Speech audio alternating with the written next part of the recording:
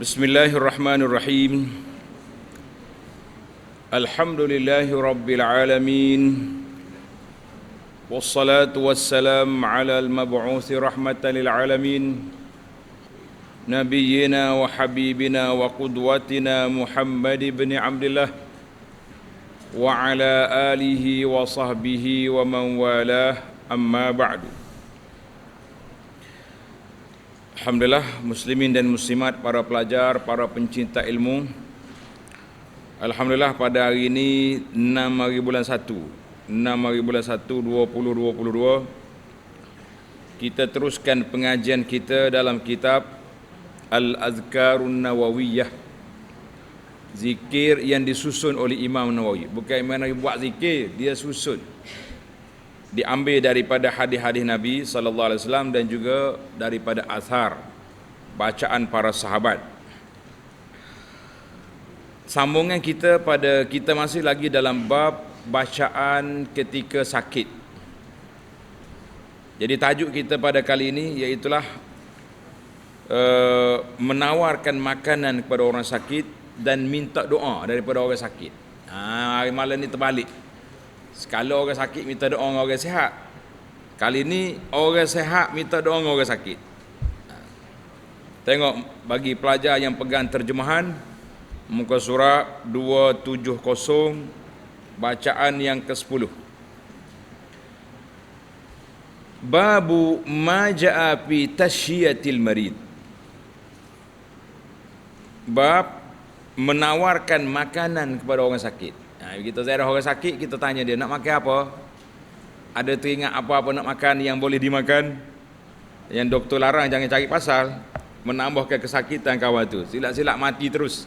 Nah, kita kena beri makan mengikut yang diizinkan.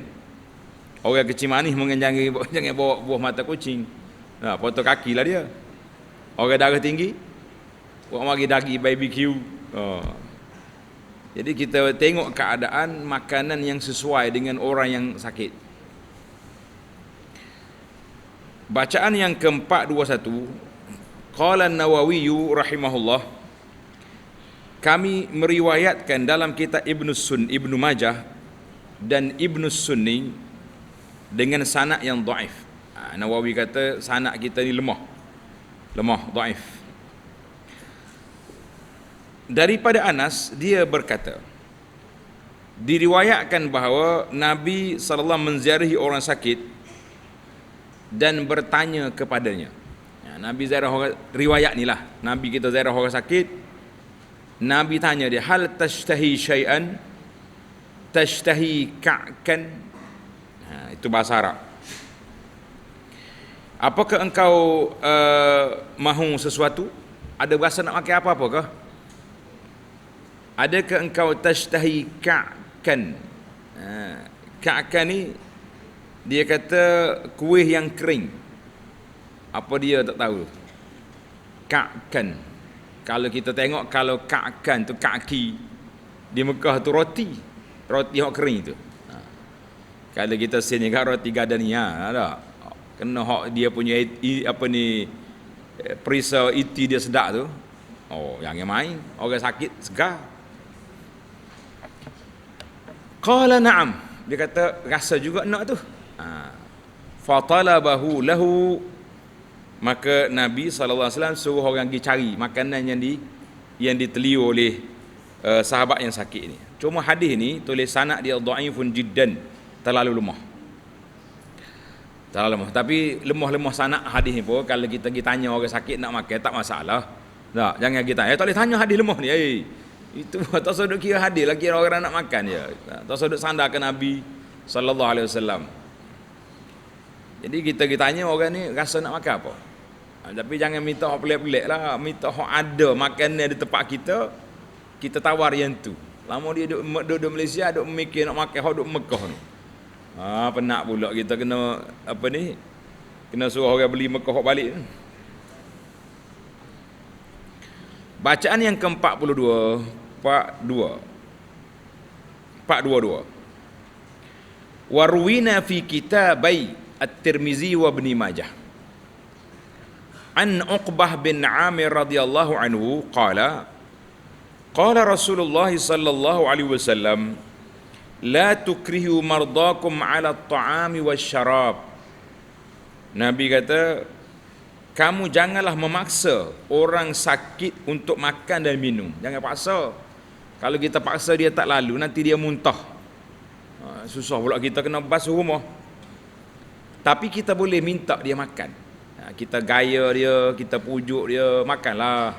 Kita kan nak makan ubat ni, ada ubat yang kena makan makanan baru boleh makan dia. Nah, macam ubat antibiotik tu tak boleh makan kalau tak makan benda-benda. Jadi boleh kita orang panggil pujuk dia suruh makan baik-baik, tapi jangan paksa. Paksa tak boleh. Nak paksa makan ni hok segar mega ni tak apa. Nah, sekat 3 pinggir lawan. Kau tak lawan? Boleh lawan. Ni hok sakit ni kat Allah. Wak marilah hok sedap setara mana. Pahit dia kata. Pahit. Padahal kawan tu manis leting kata orang. Dia kata pahit. Nak kata apa? Fa innallaha yut'imuhum wa yasqihim. Kerana sungguhnya Allah memberi mereka makan dan minum. Jadi Allah Ta'ala beri makan dengan minum ni. Ini kalau tak lalu nak apa? Kata Imam Tirmizi, haza hadisun hasanun, hadis hasan. Maknanya hadis hasan. Muhakkik kata betul hasan bisyawahidihi. Tulis. Hasan bisyawahidihi, mana dia naik darjah hasan dengan syawahid, dengan jalur lain yang ada menyokong riwayat yang ada ini. Berapa cerita dah kita? 2 cerita. Cerita kita kena tanya orang sakit nak makan apa. Layanlah dia dah. Sebab itulah kalau pelajar-pelajar kita sakit telefon ke mak dia, mak kita demam. Mari lalu mak. Nak makan apa mari semua dah. Dapat makanan. Tapi jangan tipu lah, mari-mari segar mega dia. Saja yang mak kita rasa nak makan pizza. Demam pula telefon mak dia tak mari dah. Jangan tipu. Jadi kalau betul-betul boleh. Kalau nak kelentung jangan. Bacaan yang ke-11. Babu talabil uwadid du'a minal marid. Ini kita kata benda pelik sikit ni. Terbalik ni. Bab permintaan doa daripada pengunjung kepada orang sakit. Mana orang pergi ziarah orang sakit, kita suruh dia doa dengan kita. Kalau orang sakit terpandang, dia doa. Kalau orang tak pandang, dia marah. Aku sakit ke? Patutmu mari doa kat aku. Dah. Tapi kalau dia belajar azkar, dia marah ke tidak? Dia tak marah. Bacaan yang ke-423, wa ruwina fi sunan Ibni Majah wa kitab Ibni Sunni bi isnadin sahih. Jadi hadis ini Imam Nawawi rahimahullah kata sanad dia sahih ataupun hasan. Jadi pada penilaian Imam Nawawi sahih atau hasan. Daripada Maimun bin Mihran, daripada Umar bin Khattab radhiyallahu anhu, dia berkata, diriwayatkan bahawa Nabi sallallahu alaihi wasallam bersabda, "Idza dakhalta ala maridin famurhu falyad'u laka fa inna du'aahu ka du'ail malaikah." Apabila engkau menziarahi orang sakit, tanda ni pelajar. Apabila engkau menziarahi orang sakit, maka mintalah doa.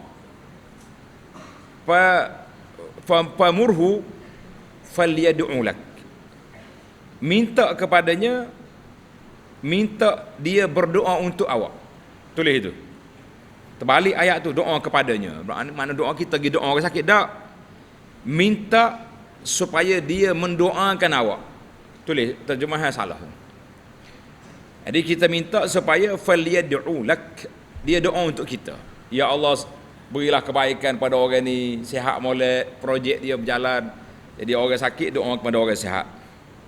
Kenapa? Fa inna du'aahu ka du'ail malaikati. Kerana doanya sama seperti doa malaikat. Mana mustajab doa. Baik. Umar tadi radhiyallahu rahimahullah kata, hadis ini sahih atau hasan. Tapi dia sebut di sini tetapi rawi kisah ni Maimun bin Mihran lam yudrik Umar, tak pernah jumpa Sayyidina Umar. Jadi macam mana dia riwayat daripada Umar, dia tak jumpa Sayyidina Umar. Ini di antara ilmu menilai sanad hadis. Macam mana Maimun dia riwayat pada Umar, dia tak jumpa Umar, mesti ada rawi di tengah seorang lagi. Sebab itu tulis ini tepi kitab para muhakkik kitab ni, Syekh Mastu ke Syekh Al-Salman ni, dua-dua mengatakan hadis ini dhaifun jiddan. Sanad hadis ini dhaifun jiddan, tulis gitu. Sebab Maimun bin Mihran tak jumpa Sayyidina Umar Al-Khattab, tapi dia kata dia riwayat daripada Umar. Ini dia panggil ilmu sanad. Ilmu sanad ni kita boleh kesan melalui umur orang. Umur, contohnya cucu dia meriwayat daripada datuk dia, sedangkan waktu datuk dia mati, ayah budak ni pun tak kahwin lagi. Macam mana dia riwayat daripada datuk dia? Tak boleh. Kalau nak riwayat, anak kena riwayat daripada ayah dia, daripada datuk. Itu. Kalau tidak, dia panggil inqita'. Hadis terputus. Banyaklah hak putus-putus ni kak.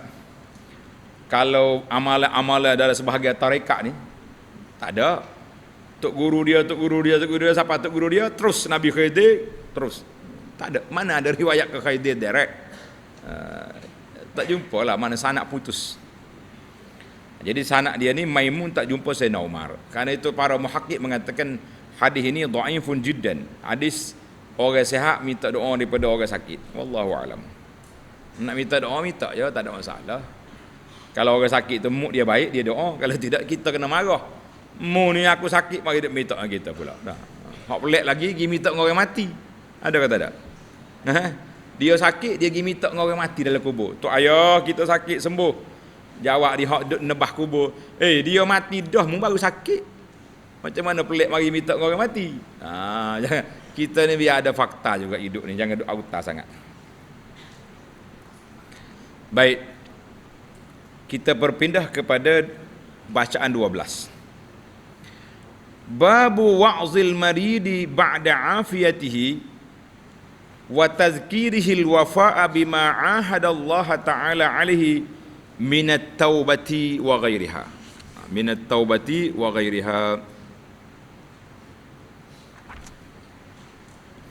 Maksudnya memperingatkan orang yang dah sembuh daripada penyakit tentang janjinya kepada Allah untuk bertaubat dan nak jadi baik.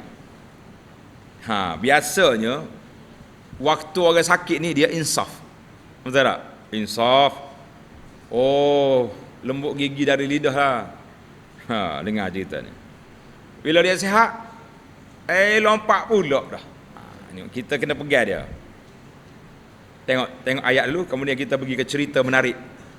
Pengalaman Allahyarham tuan guru ayahanda kita ni dengan orang sakit.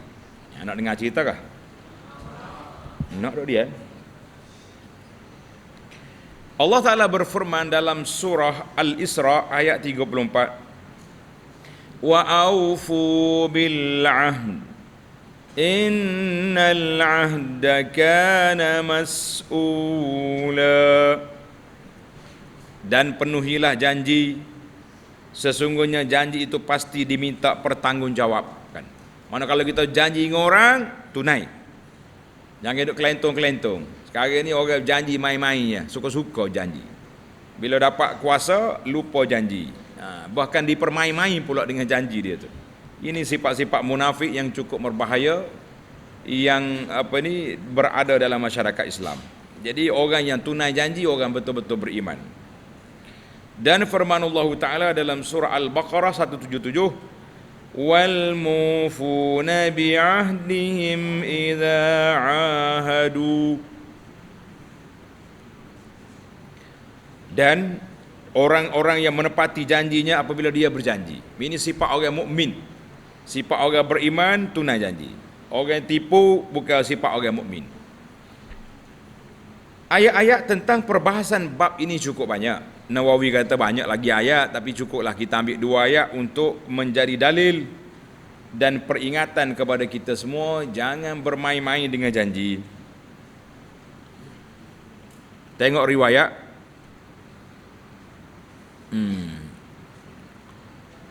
424. Warwina fi kitab Ibn Sunni.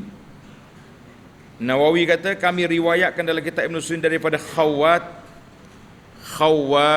dengan ta bin Jubair.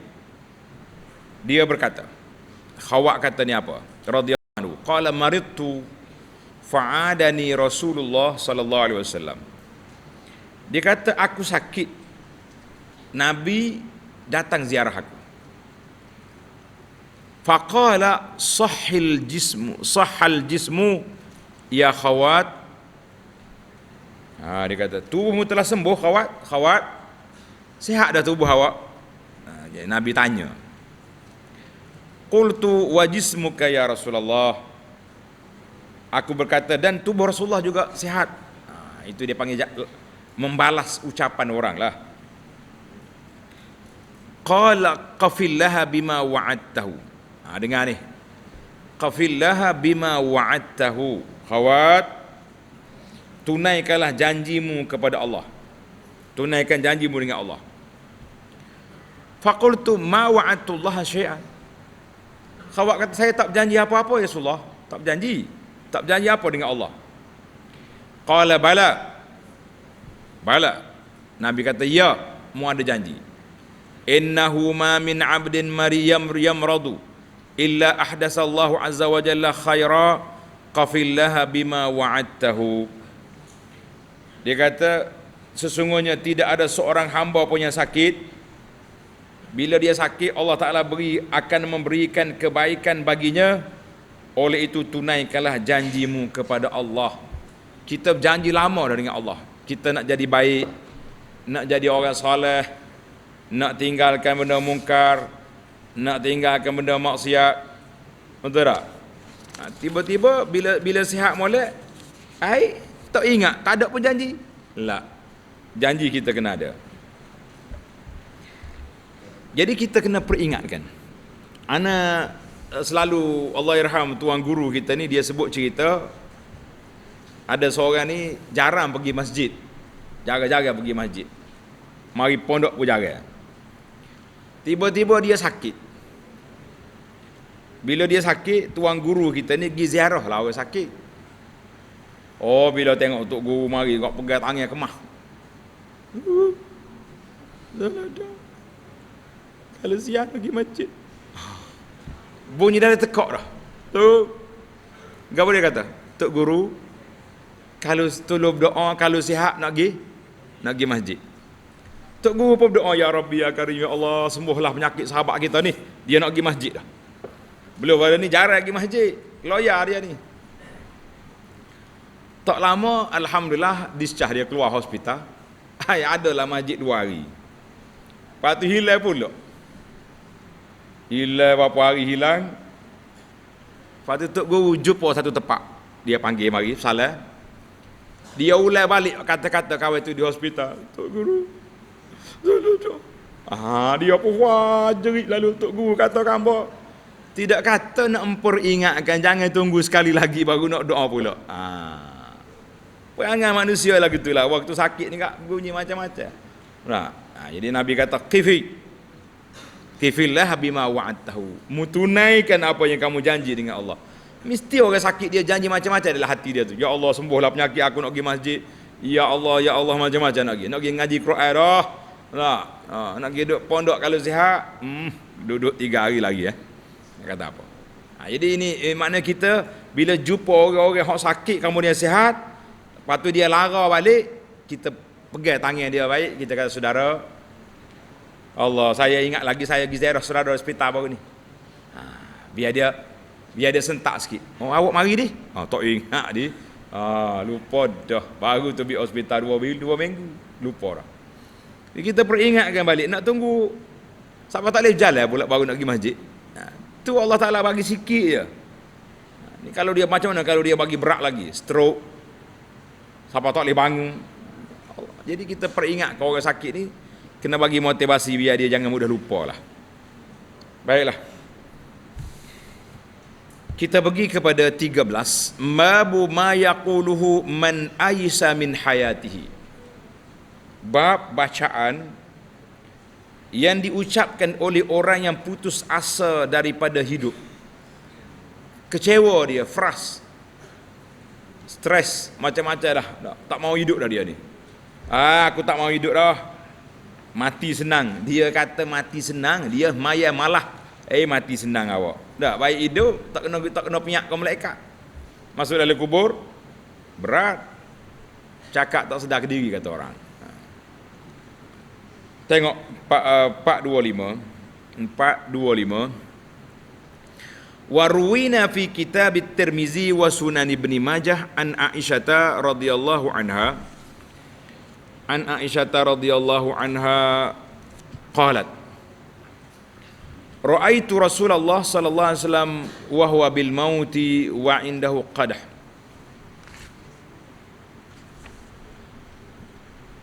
Qadah fihi ma'un. Tengok terjemahan yang panjang tu. Kata Aisyah radhiyallahu anha, aku melihat Rasulullah sallallahu di ambang kematian.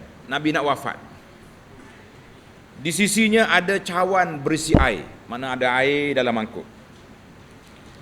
Baginda Nabi SAW memasukkan tangannya ke dalam cawan tersebut dan mengusapkan wajahnya dengan air itu. Allahu Akbar. Nabi kita ambil air, sapu muka dia, panas sangat.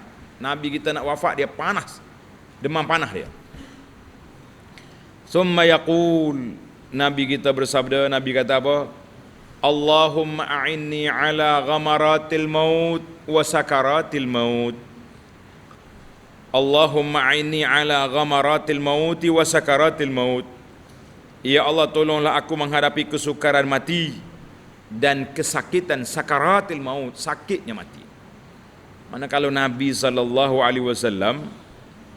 pun baca doa ni, macam mana dengan kita yang banyak dosa ni? Allah Ta'ala lah yang membantu kita menghadapi saat-saat sakaratil maut yang sangat dahsyat, yang sangat menakut dan sangat sakit itu.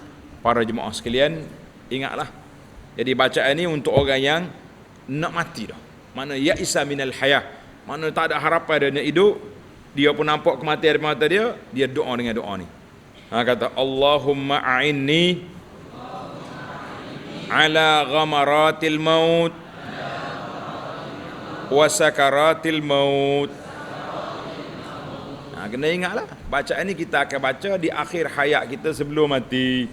Kan? Sebelum mati kita kena baca. Jadi hadis tu asalnya hadis sahih, tapi lafaz ni, cerita ni dhaif sanad dia, cerita ni.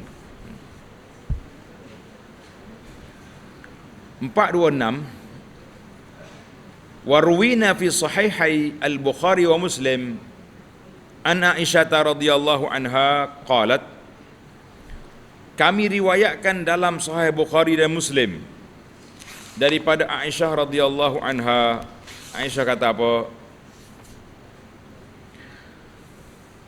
Dia kata, sami'tu an-nabiyya sallallahu alaihi wasallam wa huwa muslimun ilayya. Allahu akbar. Tengok ni.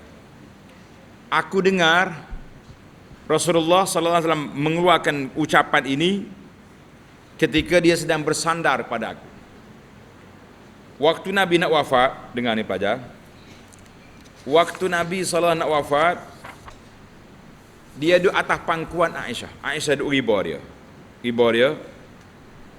Ni dekatlah dia tu, dekat dengan mulut Nabi tu, dengar dia cakap. Nabi kata apa?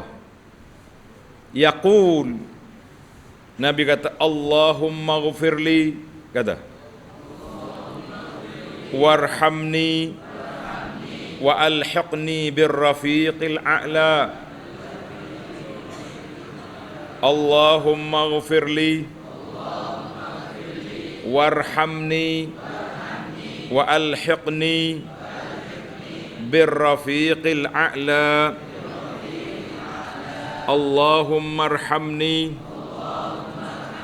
Allahumma ghfirli warhamni wa alhiqni birrafiqil a'la. Maksud dia apa?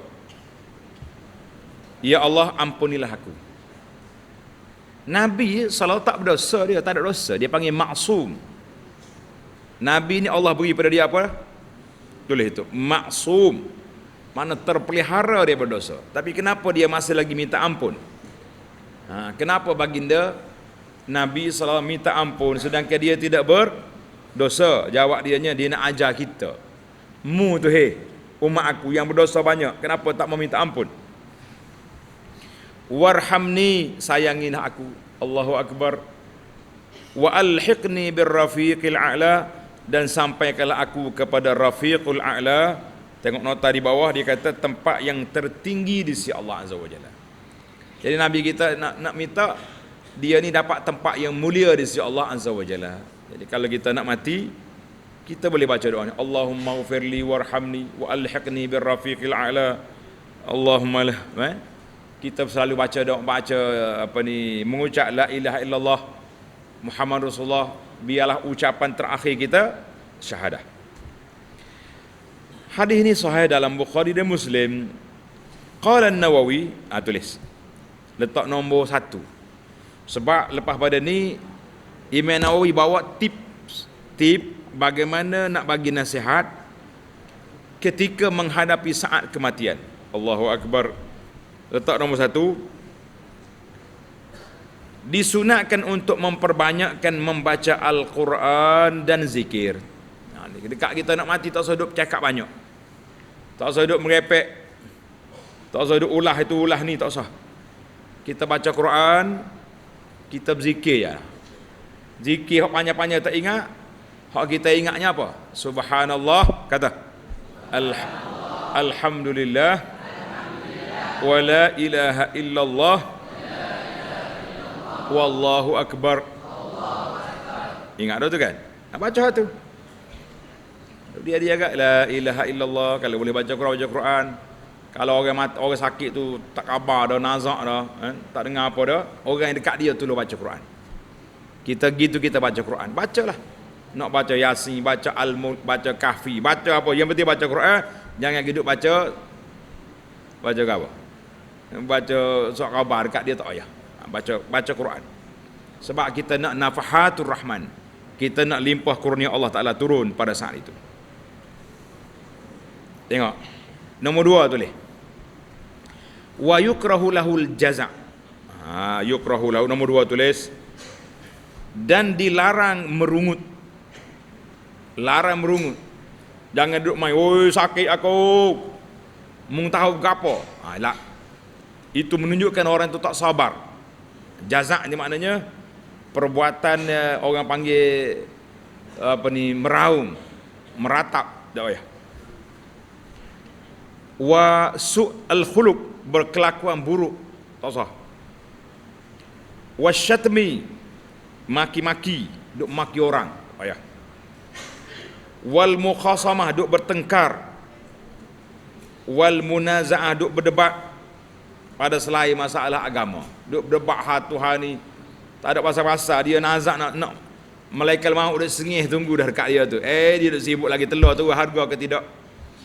Tak ada kerja sungguh. Duk main harga telur dah turun, minyak dah turun, tak ada faedah lah kau tu. Ya, kita faedahnya kita menunggu rahmat Allah Ta'ala turun untuk diambil nyawa kita dalam husnul khatimah. Nombor 3, letak nombor. Disunatkan pula agar selalu bersyukur kepada Allah. Bersyukur kepada Allah Ta'ala dengan hati dan lidahnya. Dengan hati dan lidahnya. Serta selalu ingat bahawa ini adalah akhir masanya di dunia, sehingga berusaha sekuat tenaga untuk menutupnya dengan husnul khatimah. Jadi kita selalu syukur. Kita kata alhamdulillah, syukur padamu ya Allah. Walaupun aku ni lagu ni perangai, tapi Allah beri pada kita umur 70 tahun. Sepanjang 70 tahun tu ada rezeki, tak pernah lapar, tak ada makanan. Kita pula dapat melakukan ibadat, solat, walaupun tak banyak solat sunat, tapi ada syukur. Dan kita minta dengan Allah Ta'ala, apa dia? Kita sekarang ni duduk di suasana yang terakhir. Dekat nak mari. Yang keempat, tak nombor. Selain daripada itu, fayajtahidu wa yubadir. Hendaklah ia segera menunaikan kewajipan kepada sesama manusia yang mempunyai hak.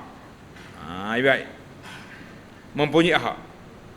Iaitu mengembalikan hak orang lain, minta kembalikan hak orang lain. Jadi kalau kita ada orang panggil, ada barang kita ambil hak orang tak hantar lagi ke, ataupun ada kita pinjam barang, ataupun kita berhutang dengan orang, panggil anak-anak, panggil isteri, mari ayuh ada berhutang dengan orang tu sekian, orang ni 5,000, orang ni 10,000, orang ni 100,000, tulis belakang, tulis. Dan barang kemah ada dalam mari tu, mak dia kata, tu aku pinjam hak manguh dulu, dia tak cepat. Kalau mati anak dia ingat hak mak dia, jadi pesaka, makan haram pokok tu, makan haram. Selesai kan? Hutang-hutang orang, amanah-amanah orang, apa yang ada ni suruh dia selesaikan.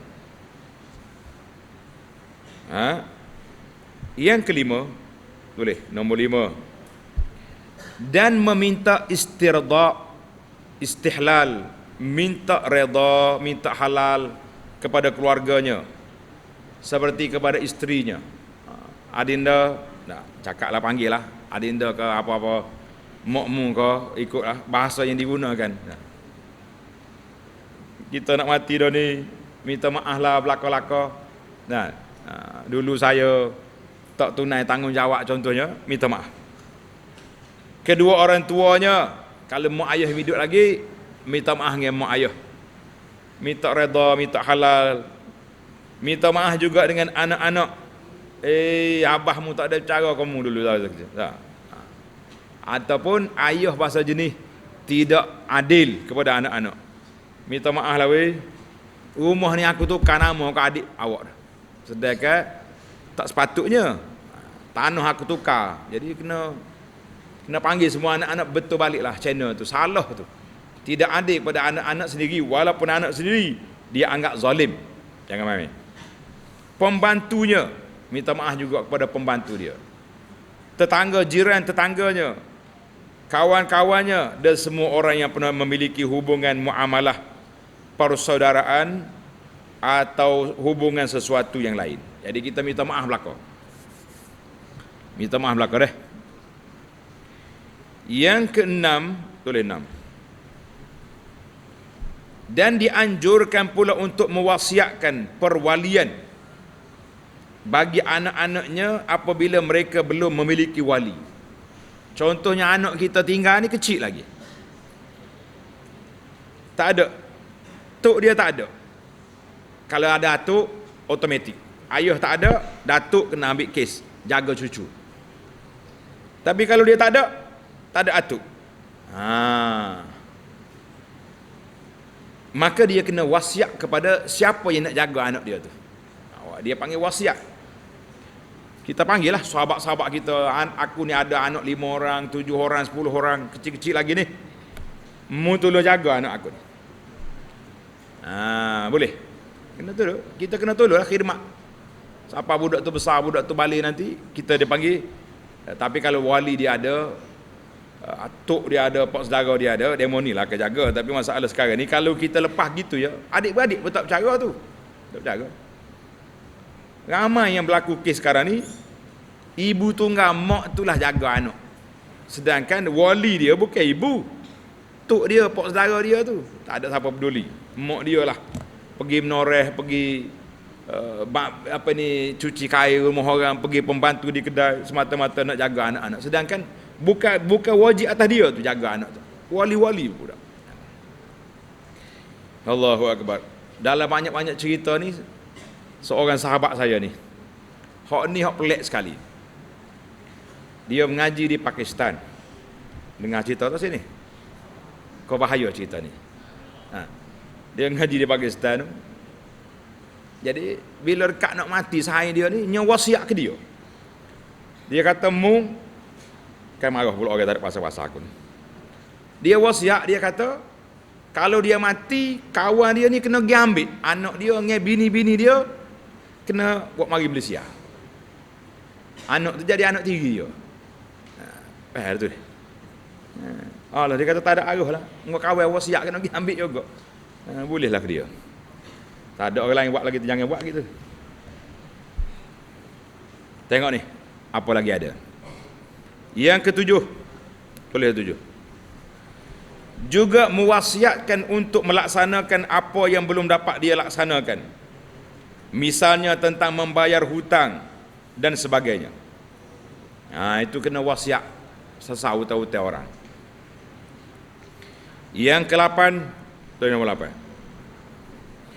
Di samping itu dia juga mesti husnuzan billah, berbaik sangka kepada Allah bahawa dia pasti menyayanginya dan selalu mengingati bahawa dirinya hanyalah milik Allah yang rendah, tawaduk, serta bahawa Allah tidak perlu untuk mengazabnya atau terhadap ketaatannya. Jadi kita husnuzan, kita dah baik, kita dah taubat, kita dah istighfar, kita harap Allah Ta'ala akan ampunkan kita. Mati kita dengan diterima oleh Allah Azza wa Jalla sebagai mati yang baik. Dirinya adalah hamba Allah, tidak meminta maaf, kebaikan, kelapangan dan kurnia selain daripada Allah Azza wa Jalla. Semua kita minta dengan Allah, minta ampun, minta maaf, minta segala-galanya. Yang keberapa dah? 9. Tulis nombor 9. Wa yustahabu an yakuna muta'ahidan nafsahu. Disunatkan untuk sentiasa membaca ayat-ayat Quran yang mengandungi tentang harapan raja, memberi harapan untuk kita mendapat keampunan Allah Azza wa Jalla. Kita baca ayat-ayat Quran yang menunjukkan Allah Ta'ala itu Maha Pemaaf, Allah Ta'ala itu Maha Pengampun, Allah Ta'ala tu kasih sayang dia kepada hamba dia, ihsan. Baca ayat tu.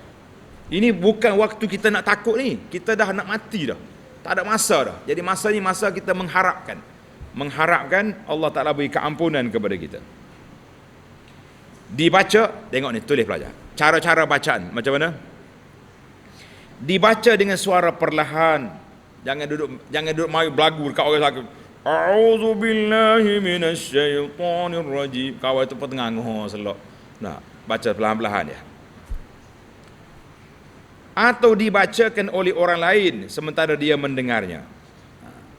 Demikian juga membaca hadis-hadis yang berisi tentang harapan, raja dan kisah-kisah orang soleh yang akan meninggal dunia. Jadi kita elok. Kalau kita tak ada nak baca kak, kita pasal lah cari video Abu Anas contohnya. Kita buka dekat dia dengan ni.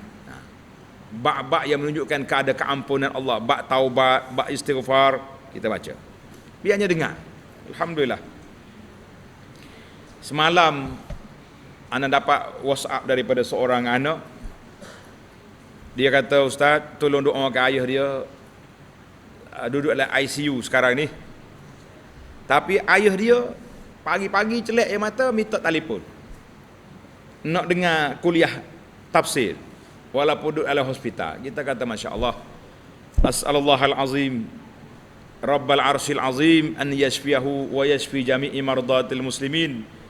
Kita minta dengan nama Allah yang maha indah, dengan sifat Allah yang maha tinggi, supaya Allah Ta'ala sembuhkan penyakit sahabat kita ni, ahli-ahli majlis ilmu kita ni, dan orang-orang yang kita sayangi. Amin ya rabbal alamin. Tengok, boleh dia minta doa. Nak duk dengar lagi kuliah, boleh kita beri. Tapi kalau nampak dia tak khabar, jangan duk pasal kuliah lah. Kita kena, masa tu kita kena mengucap ya. Yang lain-lain tak ada lah. Yang ke-10, dari nombor 10. Dia dianjurkan pula untuk menambah kebaikan. Jadi kalau kita ni ada lagi boleh buat kebaikan, buat lagi. Jangan duduk main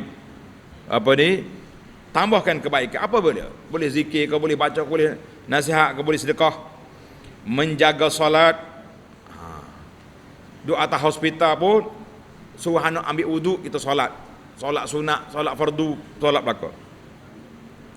Menjauhi najis dan lain-lain daripada kebiasaan-kebiasaan dalam agama. Jadi kita kena bersihkan diri tu, kan? Bersihkan diri. Dan serta bersabar di atas kesulitan menjalankan solat. Payah nak semaya, moga waya penuh ni, kan? Dan tidak pernah memperkecilkan perkara tersebut. Ini kerana seburuk-buruk pada saat-saat terakhir hidupnya di dunia, yang merupakan dunia itu merupakan ladang akhirat, adalah memudahkan kewajipan atau perkara-perkara sunat. Na'udzubillah. Ini betul-betul realiti berlaku. Kita tengok bila orang masuk hospital ke, bila orang sakit, mereka mendapat lesen untuk tak solat. Macam gitu. Kenapa tak semaya? Sakit. Mana mu baca dalam kitab mana? Sakit, gugur semaya. Ada? Tak pernah jumpa. Kalau sakit tak pergi solat Jumaat, gugur solat Jumaat, itu ada. Tapi nak gugurkan fardu solat, tidak ada. Jangan duk guna lesen sakit untuk tak semaya. Jangan. Ini salah ni. Jadi sepatutnya orang sakit ni orang yang banyak ibadah. Kalau kita sakit nak berjalan tak boleh, kita ajar kepada keluarga sakit tu, kita ambil wuduk dia, mak, ayah, pak cik, semaya sunat banyak-banyak. Ngadak muka dia ke arah kiblat, dia semaya sambil duduk, ya Allahu akbar. Allahu akbar, boleh. Tak angkat tangan pun tak apa, dah waya penuh pakai Allahu akbar gitu ya. Jangan dah nak tengok orang duduk semaya tengah sakit ni. Yang ke berapa? 11. Tulis nombor 11. Yang ke-11, dianjurkan juga supaya tidak tertipu oleh orang lain daripada masalah-masalah yang sukar. Kerana hal itu juga merupakan ujian. Sesiapa pun yang coba menipunya adalah teman yang bodoh dan musuh dalam selimut, maka jangan pernah tertipu olehnya. Gapo dia tipu ni, dia kata ni? Ada orang mari tipu, pak cik. Alah, pak cik sakit tak payah semaya lah. Dia ni. Nah, kalau kita ada botol ubat tangi apa atas muka tu, bahasa perangai. Aku nak mati mari ajar macam ni ya. Jangan tertipu. Ini semua mainan syaitan berlaku. Dia panggil apa? Itu adalah merupakan teman yang bodoh dan musuh dalam selimut. Maka jangan pernah tertipu olehnya. Hendaklah berusaha sekuat tenaga agar akhir usianya dihiasi dengan keadaan yang paling sempurna, paling comel sekali kita nak mati ni. Jangan duk main paling buruk dalam sejarah, jangan. Yang ke-12, laju sikit. Disunatkan untuk mewasiatkan kepada keluarga dan kaum kerabatnya agar bersabar menghadapinya ketika dia sakit dan memikul beban menguruskannya. Wasiatlah, anak-anak, tolonglah ayah sakit ni, bantulah aku. Sabarlah di atas. Yalah susah, kena salib pempoh lah, salib macam-macam. Allahu akbar, kan? Bersabar menerima musibah sakitnya dan berusaha sekuat tenaga untuk melarang mereka menangisinya dan meratap. Jadi ayah kita kena nasihat. Kalau aku mati, mu jangan meratap. Apa dia meratap? Mari duduk tabuk koyok baju, tarik rambut, oi mati dah ayah. Laparlah kita, apa ni, tak ada orang cari makan. Itu dia panggil meratap. Tapi kalau kita sedih, air mata mengalir sebab mati itu biasa, itu naluri dia panggil. Tak boleh meratap-ratap, tak boleh. Sebab apa? Dalam hadis Nabi sallallahu alaihi wasallam, Nabi kata apa? Nabi sebut al-mayyitu yu'azzabu bi bukai ahlihi alaihi, mayat akan diseksa kerana tangisan keluarganya ke atasnya. Tulis, hadis ini sahih, dikeluar oleh Imam Muslim. Hadis ini dikeluar oleh Imam Muslim. Maknanya orang-orang yang tak pesan kepada keluarga dia, bila dia mati keluarga dia meratap, ataupun dia pesan suruh meratap, maka orang itu akan diazab dengan sebab perbuatan keluarga. Tapi kalau kita larang awal-awal lagi, kita tak kena azab. Berapa dah weh? 13 dah. Tak lagi. Dia kata apa di antara wasiat dia? Wahai orang-orang yang aku cintai, isteri dan anak-anak, janganlah menjadi sebab aku kena seksa. Jangan buat benda-benda yang Allah larang menyebabkan ayah diseksa. Tuh. Al-mayyitu yu'azzabu bibukai ahli ali. Mayat diazab dengan sebab keluarga dia meratap. Kalau keluarga dia mengalir air mata sedih, tak apa. Yang ke-13, tulis 13. Juga mewasiatkan kepada mereka untuk menyanyi anak-anak kecil yang ditinggalkannya. Aku tinggal anak kecil tu, pakat jagalah. Juga mewasiat kepada mereka untuk berbuat baik kepada sahabat-sahabatnya, kawan-kawan dia, dan memberitahu kepada mereka bahawa Rasulullah sallallahu alaihi wasallam bersabda, inna min abarril birri an yasilar rajulu ahla wuddi abih. Sesungguhnya kebaikan yang paling besar, anak tu bersayang kepada ayah dia, yang paling besar adalah seseorang bersilaturrahim kepada orang yang dicintai oleh ayah dia. Mana ayah, lepas ayah kita mati, kita buat baik dengan kawan ayah kita. Itu dia. Tulis hadis ni hadis rawahu Muslim, riwayat Muslim, hadis sahih. Demikian juga halnya dengan Rasulullah sallallahu alaihi wasallam, baginda memuliakan kawan-kawan Khadijah setelah wafatnya Khadijah. Khadijah tak ada, Nabi kita pula hormat kepada kawan-kawan Khadijah. Tulis itu. Hadis ini rawahu Al-Bukhari wa Muslim. Yang ke-14. Betul 14. Awal 14 dah. Tak tahulah kuana.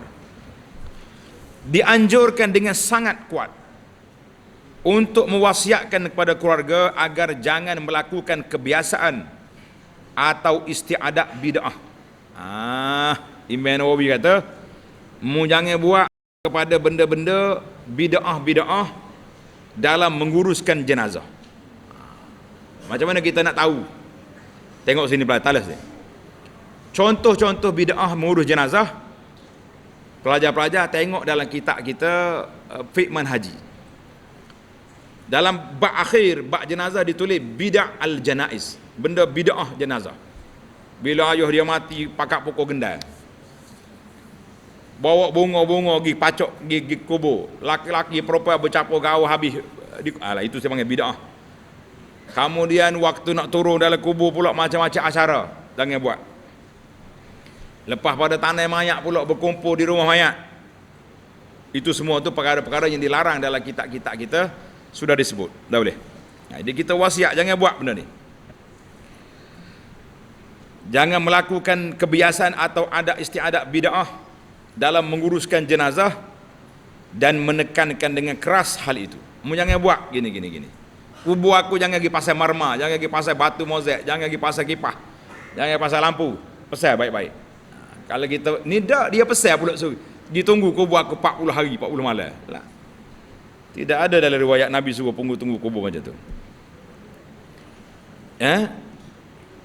Juga tengok tulis 15 mewasiatkan kepada mereka untuk tidak pernah lupa dan selalu mendoakannya. Jangan lupa doa kaya. Yang ke-16, disunatkan untuk selalu mengingatkan kepada keluarganya setiap saat dengan mengatakan, bila kamu lihat aku melakukan kesalahan dan apa juga, maka ingatkanlah aku dengan lembut dan nasihatilah aku, kerana aku selalu lupa, lalai, lemah, malas dan memudahkan. Apabila aku melakukan kesalahan, maka ingatkan aku dan bantulah aku untuk menyiapkan bekalan untuk perjalanan yang panjang. Jadi kita pesan ke anak-anak kita, ayah ni tak larat dia ni banyak lupa ni. Mutu lupa ingat aku, semaya ke tak semaya ke, tak baca Quran ke tak zikir, mari. Kita anak kena tolonglah. Dah lepas maya subuh, kita pergi dekat ayah bawa zikir pagi. Abah, kita nak zikir pagi ni, mari ikut. Baca dengan dia. Petang macam tu juga. Waktu solat suruh dia semaya. Jadi tak apa. Jadi kita pergi bantu. Ni dak. Boring orang tua ni. Bila nak mati ya. Ha. Baiklah, kata Nawawi rahimahullah taala, dalil-dalil tentang hal ini cukup terkenal. Sengaja saya tidak sertakan dalam perbahasan ini agar tidak terlalu panjang. Nawawi kata ni belah perkara saya ni. Kalau nak bawa dalil satu-satu panjang lagi kita ni. Jadi cukuplah dia bawa bilangannya. Baiklah. Nombor 17 pula tulis. 17. Ketika sakaratul maut datang, orang ni nazak dah nak mati, hendaklah memperbanyakkan baca la ilaha illallah agar menjadi akhir perkataannya. Kenapa? Tengok. Kami meriwayatkan dalam Sunan Abi Daud dan selainnya daripada Muaz bin Jabal, sabda Nabi sallallahu alaihi wasallam, "Man kana akhiru kalamihi la ilaha illallah dakhala al-jannah." Sesiapa yang perkataan akhirnya, man kana akhira kalamihi la ilaha illallah, dia akan masuk syurga. Allahu akbar. Doa belaka, Allahumma ja'al akhira kalamina minad dunya la ilaha illallah. Al-Hakim Abu Amlah dalam kitabnya Al-Mustadrak ala Sahih ini mengatakan sanad hadis ini sahih. Wa huwa kama qal, alhamdulillah hadis ini sahih bi syawahidihi sahih. 428 kami riwayatkan dalam Sahih Muslim, Sunan Abi Daud, Sunan At-Tirmizi, Sunan An-Nasai dan lain daripada Abu Sa'id Al-Khudri, dia berkata, sabda Nabi sallallahu alaihi wasallam, laqinu mautakum la ilaha illallah. Talqinkanlah, mana ajar orang-orang yang nak mati, kita ajar la ilaha illallah. Kita pergi bisik kat telinga dia, kita kata la ilaha illallah. Imam Tirmizi mengatakan hadis ini hasan sahih. Tak apa dah, hadis ini riwayat Muslim, sesalah kita tanya hadis sahih. Hadis ini juga kami riwayatkan dalam Sahih Muslim daripada riwayat Abu Hurairah daripada Nabi sallallahu alaihi wasallam. Qala al-ulama, kata ulama, apabila orang yang akan meninggal tidak mengucap la ilaha illallah, mana dia duduk diam je, dia tak kata apa-apa, maka yang hadir, orang yang duduk dekat dia, hendaklah mentalqinkan, ajar dia, bisik ke telinga dia dengan lembut. Apa dia ajar? Kita ajar dengan kerana khawatir dia akan tersentak dan menolaknya. Kita pergi dekat telinga dia, kita kata la ilaha illallah, bisik. Apabila sudah mengucapnya sekali, maka tidak perlu diulangi kecuali kalau dia mengeluarkan perkataan lain. Bila dia ucap, kita diam. Lepas tu dia minta air, minum setengah, kita ajar lagi, talqin lagi la ilaha illallah. Para sahabat kami, yakni ulama mazhab Syafi'i, mengatakan dianjurkan agar orang yang mentalqinkan, talqin di sini bukan lepas mati ni, sebelum mati, bukan termasuk ahli waris yang diragui agar tidak merisaukan orang yang akan mati dan membuatnya ragu-ragu. Mana kalau waris dia hok yoya ni, hok jenis kaki kelentong, tak sawi dia masuk. Kita bawa hok baik-baik. Ni mari dengan bau busuk, bangga, wokok, puan, mulut. Tak sah. Mugi duduk lain. Kita ajak orang lain. Sekumpulan ulama daripada mazhab Syafi'i mengatakan, kami mentalqinkan dengan mengucap la ilaha illallah Muhammad Rasulullah. Ucap dua-dua. Sedangkan kebanyakan ulama lain cukup dengan la ilaha illallah saja. Jadi kita cubalah, kerana kalau dia tu tak larat dah, cukup dengan la ilaha illallah. Kalau nampak dia sihat molek, segar molek, kita tambah lagi Muhammadun Rasulullah. Perbahasan masalah ini sudah saya jelaskan berikut dalil-dalilnya dalam Kitabul Janaiz, dalam syarah Al-Muhazzab. Nama dia Al-Majmu', syarah Muhazzab. Imam Nawawi kata, aku bicara panjang di sana. Mu nak panjang, pergi sana.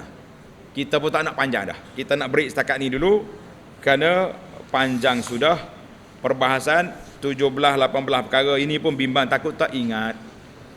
Allahumma khtim lana bihusnil khatimah, kata. Allahumma khtim lana bihusnil khatimah. Allahumma khtim lana bihusnil khatimah. Allahumma khtim lana bihusnil khatimah. waj'al akhir kalamina minad dunya la ilaha illallah. Wa sallallahu ala nabiyyina Muhammad wa ala alihi wa sahbihi ajma'in walhamdulillahi rabbil alamin.